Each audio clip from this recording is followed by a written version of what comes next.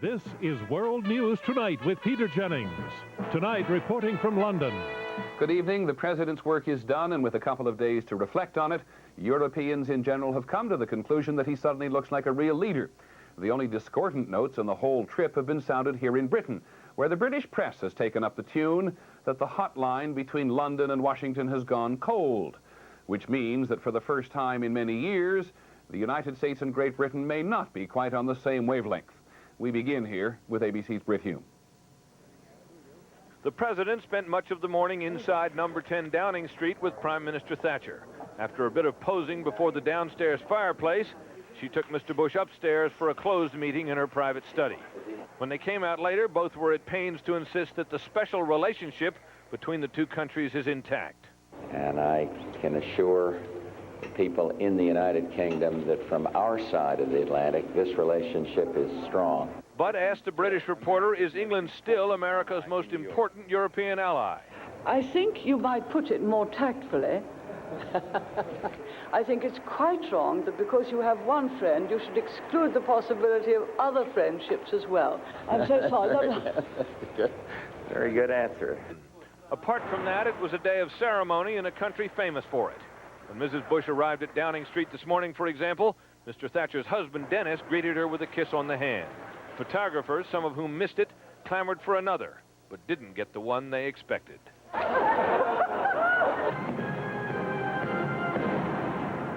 The Bushes' next stop was Buckingham Palace, where the Queen and Prince Philip were waiting outside to greet them.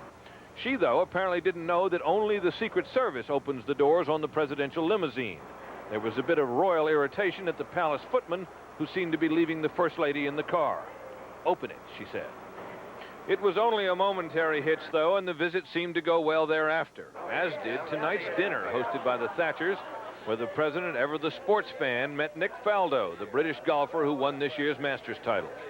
This has been quite a week for George Bush. He's had an audience with the Pope, lunch with the Queen, and in between took a couple of days to rally the NATO alliance behind a disarmament plan that has made his ideas, not Mikhail Gorbachev's, the center of the arms control debate. Brit Hume, ABC News, London. It has always been a wonder to some people how world leaders manage to forge a serious personal relationship in the short bursts of time they spend together. So much depends on how they go together politically. President Reagan and Prime Minister Thatcher, that's one thing. President Bush and Prime Minister Thatcher, that's another. Here's ABC's Barry Dunsmore. Margaret Thatcher and Ronald Reagan. They went together so well that British satirical programs began to portray them as an item. Well, so long, honey bun. What a fine-looking woman. Those days are over. The new president insisted on Brussels as the site of NATO's 40th anniversary summit.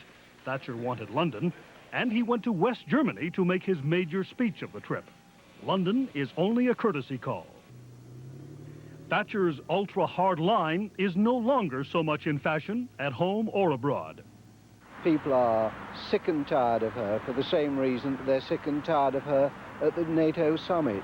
She's shrill, obstinate, inflexible, unsympathetic. On European issues, Thatcher is opposed to everything, from cancer warnings on cigarette packs to strict pollution controls on cars to teaching 2 foreign languages in schools. I think she should leave soon for the goodness of everyone. She's not very European, and the fact that in France we're trying hard to build Europe makes it a bit painful. How hard she tries to hinder. Dumping the country down.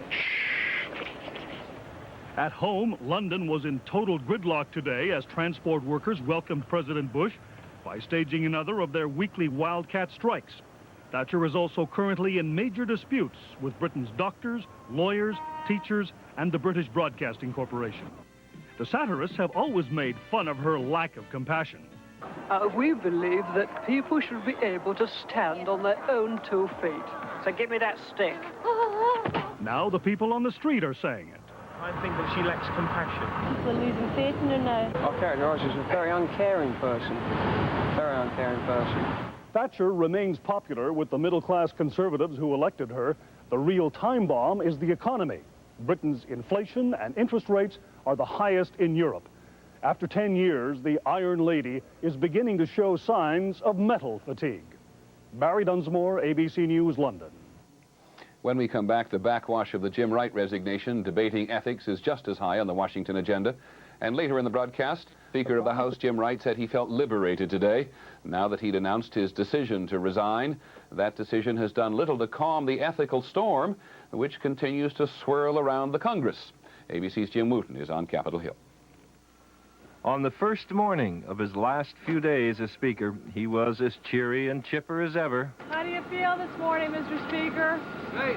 Leaving his house for this house to preside a while longer over the wreckage and rubble he'll soon leave behind, an unhappy legacy for his successor, Majority Leader Tom Foley, who's well aware of the task at hand.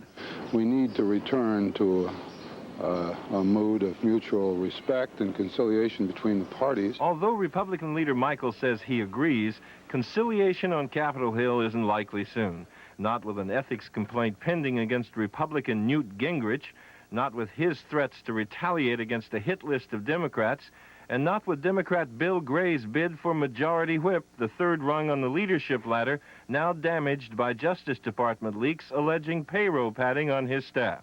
The Attorney General today named a career federal prosecutor to investigate those leaks, but Democratic Congressman Frank said that doesn't change the damage they've caused. It's despicable behavior. And you can be tough, and you can be partisan, and you can be effective, and you don't have to be despicable. Even as he was complaining, a Republican briefing paper was being circulated, encouraging the political exploitation of the Democrats' ethical problems. Not very conciliatory, said Democrat O'Coin. I've been in Congress for 15 years. It's rotten right now. It's about as lousy an environment as I've seen. Wright devoted some of his final hours in the House to a somber eulogy to his colleague of so many years, Congressman Claude Pepper, who lay in state in the Capitol Rotunda today before his burial this weekend in Florida. And as the Democrats mourn Congressman Pepper and the political demise of Speaker Wright, they're also worried now that in special elections to fill those vacant seats, the Republicans will expand this partisan warfare by waging all-out campaigns against Democratic corruption in Congress. Peace, it would seem, is not at hand.